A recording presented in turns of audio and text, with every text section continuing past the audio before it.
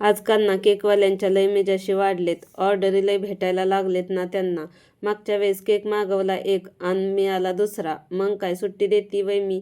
चांगली भांडले आणि तोच केक घेतला. बाहेरचे केक तर नेहमीच खातो. मग म्हटलं चला आज ना घरीच केक बनवू. मग काय घेतले ना 5 ओरिओ बिस्किटचे पॅकेट्स. क्रीम काय मी चाटून पुसून खाल्ली नाही बरं का.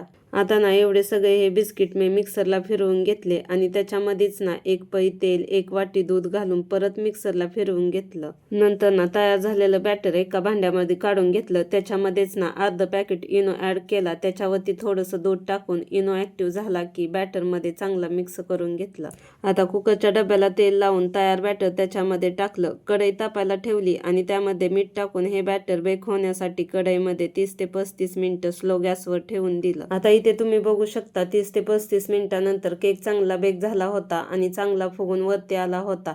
हा तयार केक एका प्लेटमध्ये काढून घेतला आणि माझ्याकडे ना घरामध्ये चॉकलेट्स आणि कॅडबरी अवेलेबल होती. त्यानेच ना हा केक डेकोरेट करून घेतला.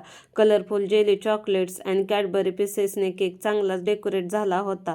तसा हा केक बनवायला पण खूप सोपा आहे बरं का. तुम्ही पण एकदा नक्की ट्राय करा. आणि हो, तुम्हाला कसा वाटला हा केक कमेंट करून नक्की सांगा आणि व्हिडिओ आवडला असेल तर चॅनलला नक्कीच सबस्क्राईब करा.